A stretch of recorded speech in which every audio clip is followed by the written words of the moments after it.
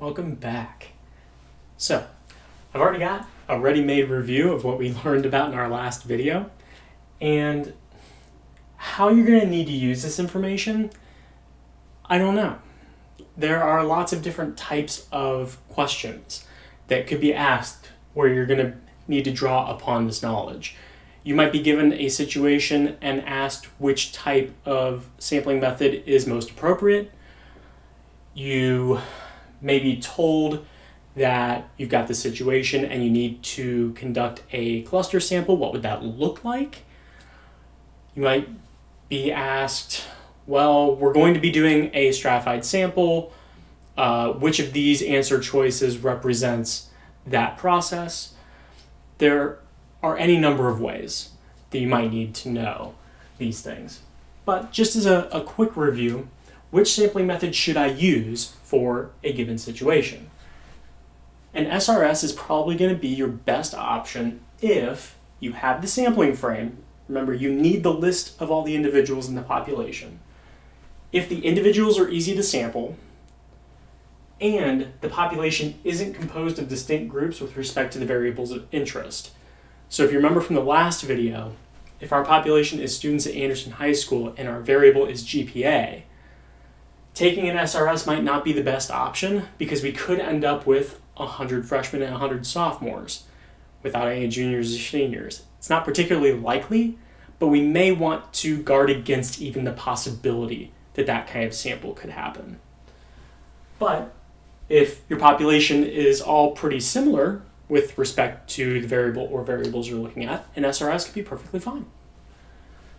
A stratified sample will work well under the same conditions as a simple random sample. You've got the frame and individuals are easy to sample, but there are those distinct groups with respect to whatever it is you're looking at. So in the example of GPAs at Anderson High School, if I had to choose between these two sampling methods, I would choose stratified because we could break the student body into freshmen, sophomores, juniors, and seniors, because I think the GPAs are different between those groups. If my variable of interest was something else, like how many sports do you play, that might be more similar across the classes. So at that point, stratification might not even be necessary. An SRS might do there. All right, so both of these sampling methods have similar best use cases. It's all a matter of whether there are distinct groups or not. For cluster sampling, it works even if you don't have the sampling frame. That's one reason that it's really nice. You don't need that list of all the individuals in the population. And cluster sampling is good if the population is already divided into natural groups, usually geographic, that are similar with respect to your variables. So the example from the last video, we broke the high school up into classrooms because that's how students are grouped naturally during the day. But we said that not every classroom is similar with respect to the average GPA in the room, right? A repeat Algebra 1 class is going to be very different than an AP Statistics class. If all the classrooms were more similar, cluster sampling might really be a good choice here because we don't want to have to take one student from like every room in the school. But since the groups weren't all pretty similar, that could lead to a bad sample. Systematic sampling is kind of a catch-all. You don't even need to know the population or sample size. You can stop, I guess, whenever you want, really. And the individuals can be sampled in some specified order.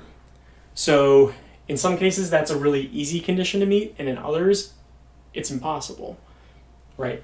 If I wanted to sample the students at the high school, we could get them as they come in the doors. If you're doing anything at a large event where a bunch of people are going to gather, a sporting event, a concert, anything really, this might be the way to do it. This is how they do exit polling sometimes for politics. Like if you watch the news on election night, they'll say, well, based on our exit polls, blah, blah, blah, blah, blah, whatever. How did they take those polls? They usually do a systematic sample at the polling places. or at least they should. Hopefully it's not just a convenience sample, right? They just take every 5th person or every 10th person and ask them several questions about how they voted. Okay. So there is one other type of sampling. It's not even really sampling though. You could take a census. So that's just the definition. That's not which sampling method should I use. This is separate, right? A census is if you get data on every individual. If this is available as an option for a survey, you should take it, as long as it's not like gonna take forever or take a lot of money, right? Because ideally, this is what we want. Why bother with all these sampling methods taking subsets of the population if we can get everyone? But usually resources get in the way, it takes too long, it's really expensive, maybe it's impossible. Okay, this is not usually going to be a possibility, so that's why we have to settle for one of these more imperfect sampling methods. If we could take a census, this entire course is pretty meaningless. Statistics is the science of what to do if you don't have all the data. So I just wanted you to be aware of what a census was, but we're really not going to talk about it, really. If there's a question that asks, what is the best way to get data from this really small population? It's this. Like if your population is like 20 people in the same area, go ahead and take a census. All right, so that is all the different ways we're going to talk about how to sample randomly from a population. Depending on the situation, at least one of these methods should give you a pretty good representative sample from the population, which is what we need in order to come to a conclusion when we're done analyzing the data that we can generalize back to the original population. Unfortunately, it's not always so simple. You could come up with the sampling method that works absolutely perfectly for your situation, and a whole bunch of stuff could still go wrong between when you design that sample and when you actually take it, collecting the data. A lot can go wrong. And this video is going to focus on what can go wrong and how we can either prevent those things from happening or make the chances of it happening much smaller. All right, let's talk about some potential problems we could encounter when we're doing sampling. And we're going to continue on with our example from last time. We're trying to estimate the average GPA among all 2,000 Anderson High School students. So let's say you sample 50 students from each of the 4 classes, freshmen, sophomores, juniors, seniors, like a stratified sample from last time. But this is the actual breakdown of the number of students in each class. 600 freshmen, 400 sophomores, 500 juniors, 500 seniors. Is it a problem that you're sampling 50 students from each class? Well, maybe. There could be a problem there. The entire reason that we preferred a stratified sample to an SRS for this scenario is the fact that we thought that the classes, freshmen, sophomores, juniors, seniors, had different GPAs on average. If we sample 50 students from each class, but there are many more freshmen than sophomores, you're actually oversampling the sophomores and undersampling the freshmen. Right? If you were going to sample proportional to the population sizes, you should be sampling 40 sophomores and 60 freshmen instead of 50 of each. This is a problem if freshmen and sophomores have different GPAs structurally. That could be a problem. In fact, that would bias your sample. So again, by undersampling one group and oversampling another, we are introducing the potential for bias in our sample if we believe that GPAs for freshmen and sophomores are structurally different. If we operate under that assumption, we should be sampling proportional to how many students are in each class in the population. Now, our whole goal in sampling is to reduce or eliminate bias as much as we can. So if we notice this, and in a stratified sample, we would know that, right? Because we have a list of all the individuals in the population. We should sample proportionally so that our sample is most reflective of the population. Okay. That being said, this is all in the context of GPA. If this were the true breakdown of the classes and we sampled 50 from each, but our variable instead was how many people live in your home, I think it would be okay to sample 50 students from each class because I wouldn't expect those numbers to be very different depending on what class you're in. I would expect them to be pretty similar. So in that case, maybe an SRS would be okay because you don't need to separate the school in that way, like this. There may be other ways you would want to stratify in that case, maybe based on the neighborhood they live in or the social economic status if you have that information. But it wouldn't matter what the breakdown is here if the variable isn't different among those groups. So it's all based on the context. You can't just say because the population is Anderson High School students, then we have to sample proportionally. Not necessarily. Okay, let's say you decide all the different random sampling techniques are just useless. You don't need to sample randomly. You'll just send every student a Google form because somehow you magically got everyone's email address, right? You send them all a Google form and your sample will just be those who respond. Sound good? Any problems with that? I could definitely think of one. Who's going to be most likely to respond? If you're asking what your GPA is, students with high GPAs are going to be much more likely to respond. You may not get a single response from the bottom half of the class, right? They might not know their GPA, or they may just be like, this is stupid, I'm going to ignore that email just like I ignore all my other emails that I don't read. Right? This is not okay. Things like this are why we do random sampling, because this is going to give you a horrible, horrible estimate of the truth. What's wrong with it? Well, since students with a higher GPA are more likely to respond,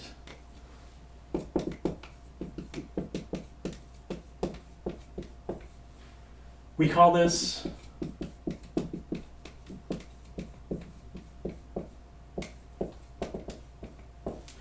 voluntary response bias. So again, what we're doing here is going through the potential problems. Okay? This could come up in random sampling. This is more of a problem if you're doing sampling that's not random, and that's why we don't do that, right? If you only restrict your sample to those who give their response voluntarily, you're probably most of the time not going to get a good estimate of the parameter you're looking for. Okay, if we do it this way, we're going to find out that the average GPA at Anderson High School is like 3.4, which sounds really good, but is not true at all. I'll leave it up to you to guess what you think the average GPA actually is. Right, but we want to avoid doing this, and you can do that by choosing one of the random sampling techniques that we just reviewed. All right, so let's say you learned your lesson. You know not to sample this way because that's bad. You don't want voluntary response bias. So you conduct a well-designed stratified sample. Yay! You sample 200 students, but only 85 of those 200 students actually respond. That's actually not terrible. I would have expected less than that. Is this a problem? Well, you did want a sample size of 200 and you don't have that. Maybe 85 is enough. Maybe the sample size itself doesn't really matter so much. But is it a problem that only 85 out of the 200 responded? Yes. Right? You sampled these 200 students through a stratified sample. You wanted to get 60 freshmen, 40 sophomores, 50 juniors, and 50 seniors. If only 85 of the students respond, chances are it's not representative of the population anymore, both based on how many students in each class actually responded, and you've got the same problem as you did here. Who's going to be more likely to respond? Students with high GPAs. So this can even happen in a well-designed survey. If you only get a response rate that's fairly low, there's still a potential for bias there. The problem is the 115 that did not respond. So this is called non-response bias.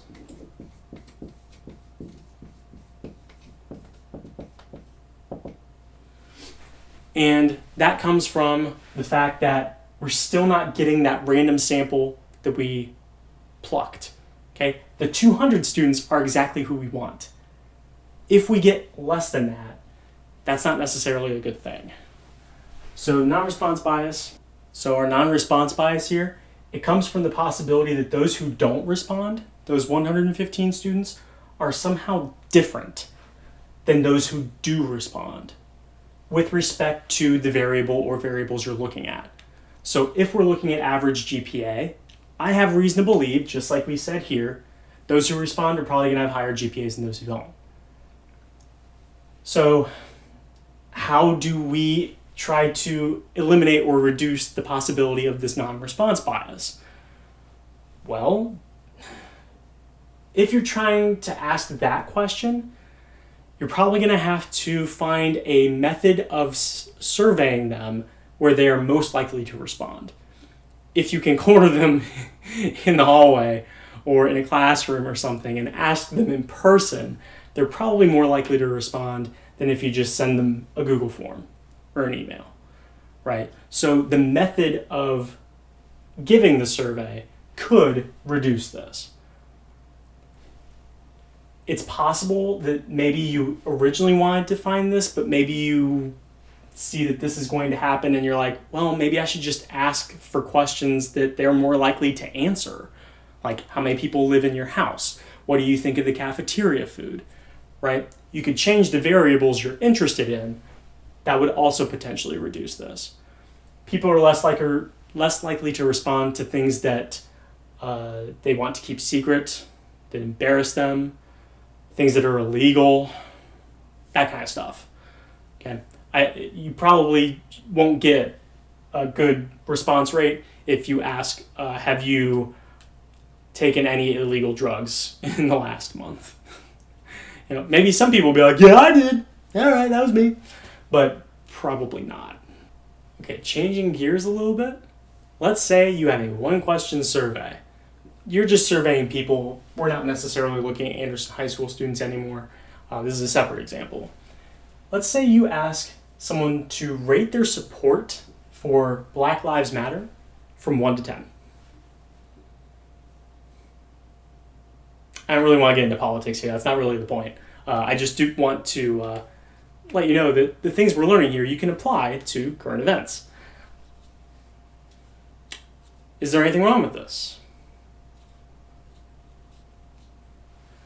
You could potentially, I suppose, run into someone that doesn't want to answer, and that could lead to non-response bias. Fine, that works. Assuming you did a well-designed sample, you're not going to have voluntary response bias. I don't think we're going to run into bias based on who we ask because, well, I suppose based on where we go, we might get different answers. What if I said 5? What does that mean? If someone says 8 or 2, obviously the higher the number, for an individual person, the higher the number, the more support they have for Black Lives Matter. But what do those numbers actually mean? Is it possible for two people to have the same amount of support but answer different numbers? Theoretically, someone could say 4 and someone else could say 8, and they really have the same amount of support. It's just based on their perspective. Maybe they just think they're more or less supportive than they actually are. This question lacks clarity. The question lacks clarity which leads to what we call response bias. So there can also be bias not just from people who don't respond, but the people who do. And this is when responses don't necessarily match the truth. If you wanted to know what a person's support for Black Lives Matter is, I would try to say, give them options that aren't just numbers from 1 to 10. Those kinds of scales are horrific for getting actual sentiments. You might say, which of the following would you consider doing in support of Black Lives Matter? Changing your social media accounts to a black photo, marching, trying to get people to register to vote, raising awareness in the community. That way you can get some answers, some concrete, what would people do, what would they not do? 1 to 10 is really bad, unless you really finely describe what each of those numbers means. I don't know if you've ever taken a survey like that and you're like, I don't know, like 5, I guess, because I don't know. Maybe you didn't want 5 to be I don't know. So it's problematic. People do it all the time. It's very frustrating for statisticians like me to see that people are still doing surveys like this. Make the answers as clear as possible so that it means what everyone knows it means instead of being uncertain. Okay, let's introduce another survey question. School choice allows children who would otherwise be stuck in a failing school to instead attend a more successful school, which studies have shown positively impact educational achievement and many other factors of these children's lives. Do you support school choice? Well, do you?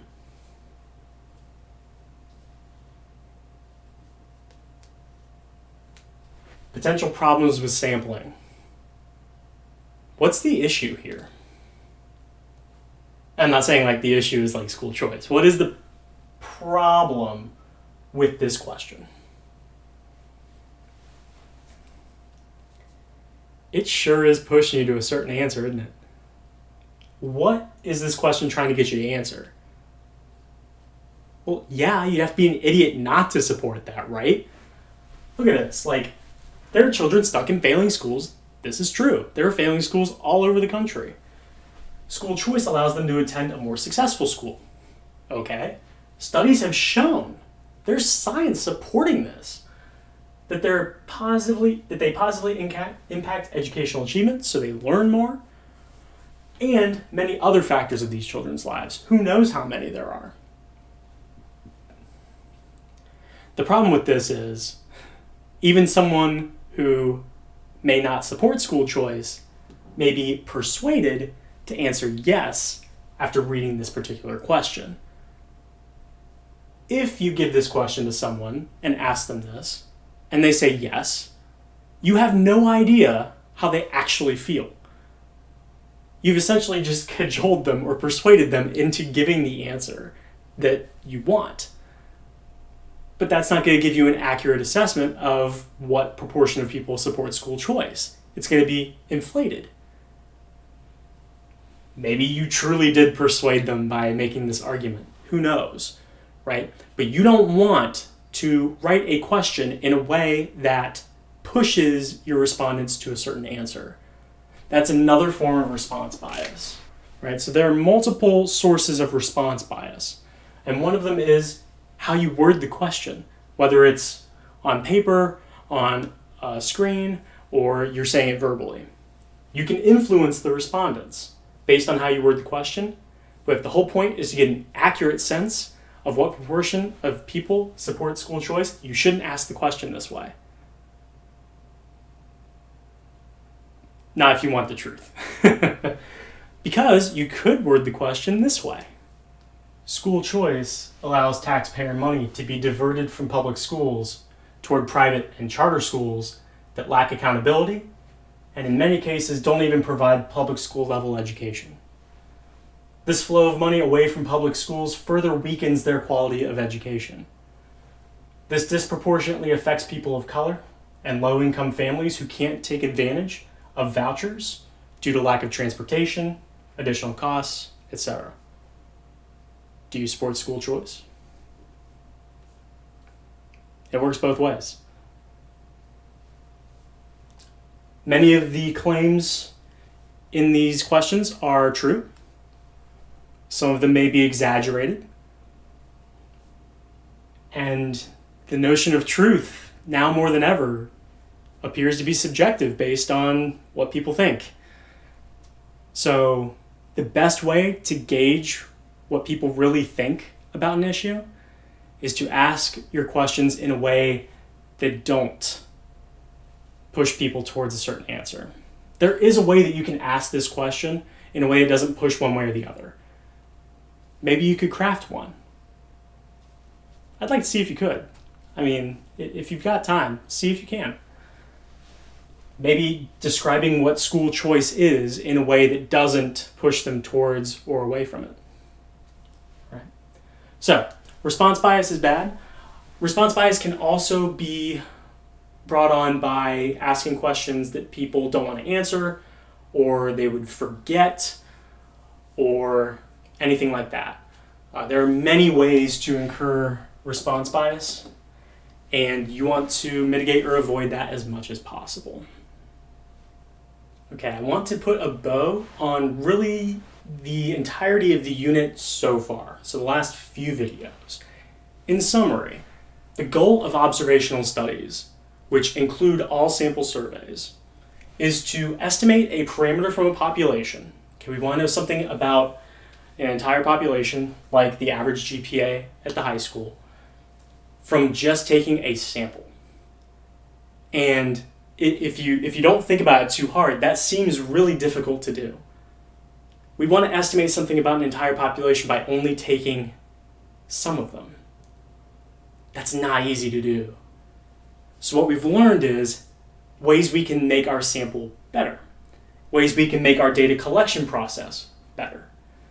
Because the more rigorously and completely your survey is constructed, and the more representative of the population your sample is, the more meaningful and accurate your results will be. And I liken it to an athlete. An athlete's goal is to be as good as they can so that they can win whatever it is they're playing. They want to be the best. For a statistician, winning is getting meaningful and accurate results. And if you skimp out on these steps, your results are going to be bad. And you lose. We don't want to lose. Okay, so that's pretty much it for the overview of data collection. The next part of the unit is going to be on how to design a proper experiment. We focus mainly on observational studies and sample surveys here. We're going to switch gears to experiments in the next video. So there will be a quiz over this material, and there's a homework assignment for chapter 11 on Canvas for you to look at. So make sure you look at those, and we'll see you next time.